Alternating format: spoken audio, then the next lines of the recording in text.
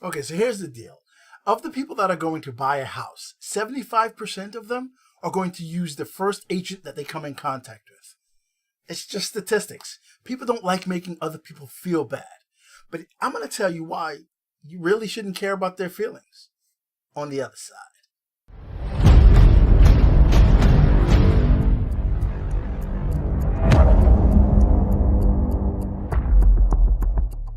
Welcome back to Investing for Parents.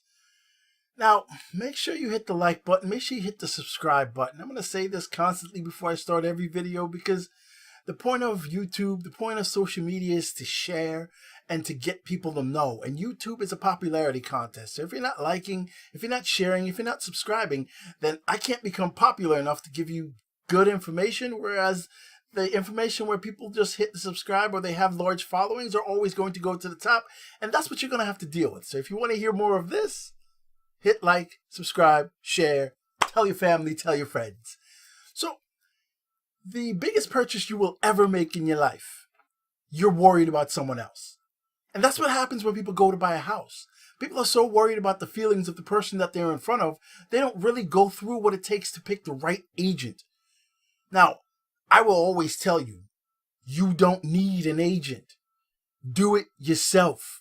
It's not that hard. It's daunting in the beginning, yes. And if it's your first time, by all means. But if you're going to invest, use your agent one time and then go buy it yourself the next. You'll see as you go through the process that you don't need an agent. But here's where I always stick to what I preach, or I practice what I preach. But the house that we're currently buying is in another state. So I thought it best to use an agent. I went against everything I said. So I went to a lady who had high reviews. Then she pawned me off on somebody else in her agency. And then we started the process. So we show up for the first day.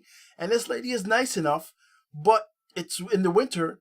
And there was a storm maybe a week or so ago. And there was ice over it because the properties were vacant. So they weren't shoveled. The driveways weren't. And we were fully prepared for this, considering we knew the area had a lot of snow. But apparently she was not, and she lives there. So she had long high heels on, and had our boots and sneakers ready to go wherever, and she couldn't go, and was suggesting that we not go to see the property maybe another time because of all the ice and the snow. No, I drove all the way here. I'm going to see the property. You are unprepared. And we're going through and we're laughing and joking about it. But the thing is, because I know I don't need an agent, I only needed her to tell me about the surrounding areas, tell me about the schools, tell me about everything else. So I was only going to use her as an information based. But here's the thing. After 2 weeks, I guess she got maybe fed up that we weren't buying anything quickly, that she really didn't return my emails anymore. She really wasn't calling me. So after 1 or 2 sessions of her not responding, I wasn't going to wait around because I don't really need you. So I went on and I called someone else and I told them straight up from the door, so long as you don't suck, you will get a sale. I need to use you as an information tool to find out about the schools, the areas, and someone who lives in it and goes through it every day. So that's what I mean. It's you can use an agent as an information tool if you're not familiar with the area. But if you're familiar with the area, don't use one. But I'm going to tell you how to pick the right one for you if you're going to use an agent. Now let's start off with this. It's 2019. This is how you pick your agent. Send them a text message. If you find one with good reviews or a recommendation, send them a text message. There is nothing more important to a buyer in today's market, especially a younger buyer, than receiving a quick text message, than receiving a quick update. The agent that we chose, now that we're closing on the house soon, she sent me a text message 4 days ago, and all it said is, hey, you might want to look into getting insurance now. Boom. I was already doing it, but it's nice to just get that update quickly. And if they're not with social media or they're not with texting, they're probably not with the times of what you need or what you're expecting. They're not at the level of which you need them to be. So test them. Send them a text message, an email, whatever. Don't phone call. Phone calls, everybody are good with. They might want to see if they return your phone call. But text messages, see how quickly they reply. That's the most important thing. Now, when you are picking an agent, you are picking someone you will vibe with, because the home process is going to last a long time. Likelihood of it lasting a long time. And if it's not someone you get along with and go yin and yang with, don't even do it. I don't care how smart the person is, how well they know the area, how great they are at their job. You need to vibe with them. You need to hit the process at point at which you've been looking for a house for 2 months and you can't find one, and you find a house that you're at the process of maybe agreeing on because you are tired and you want to look at it, and then the person vibes with you so well, like, well, this isn't what you're really looking for. I think we should keep looking. And that alone might reset you. You're looking for someone to cover you on that end. And a real estate agent that vibes with you is necessary. Or one that just completely listens to what you say and gives you both negative and positive on what you asked for. You can't have an agent that's either going to not listen to you or just tell you everything you want to hear. The ones who tell you everything you want to hear just wants to make a sale. The current agent that I'm dealing with, she was like, yeah, but this, you see how much work this property needs? And in my head, I'm thinking, I'm not paying you to tell me how much work it is.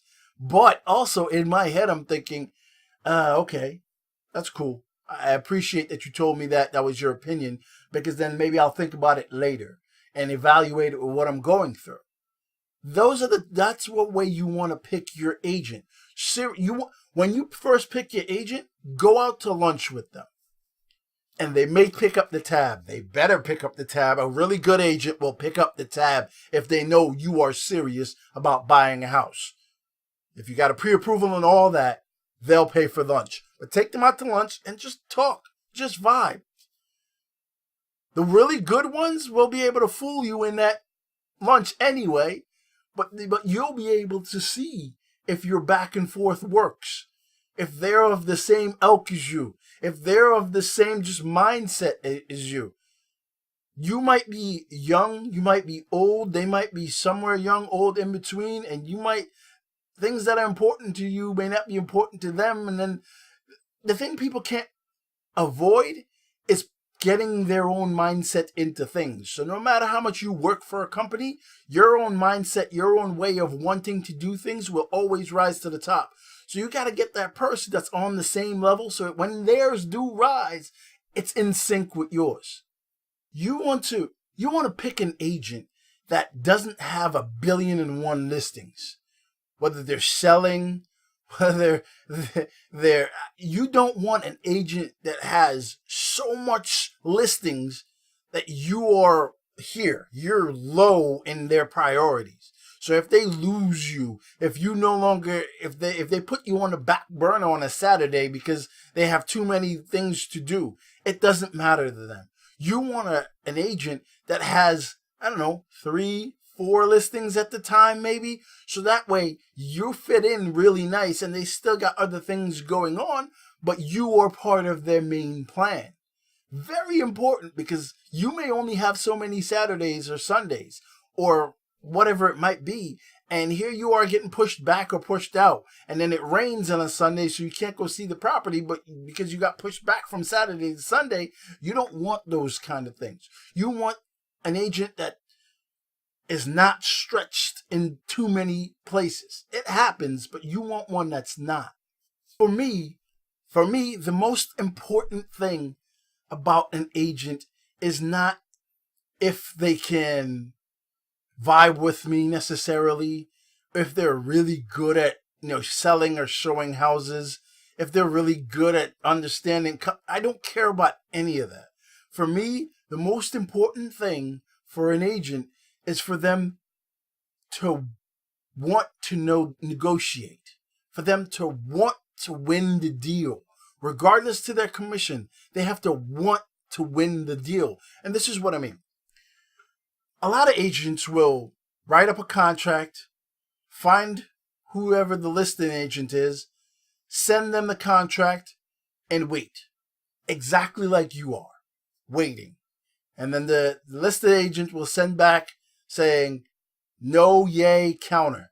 And then they bring it to you. I don't want that. Sorry, that's not for me. I want, when I sign a contract, we negotiate, and we're putting in a contract on this house, or send it to the seller, I want my agent to send that contract, call them, and talk about the house. Talk about, what is their seller looking for? What do you think about? Because that's where they are. I need them to want to close this deal for me with the parameters we have set, knowing what I'm willing to go to, knowing what I'm willing to negotiate to.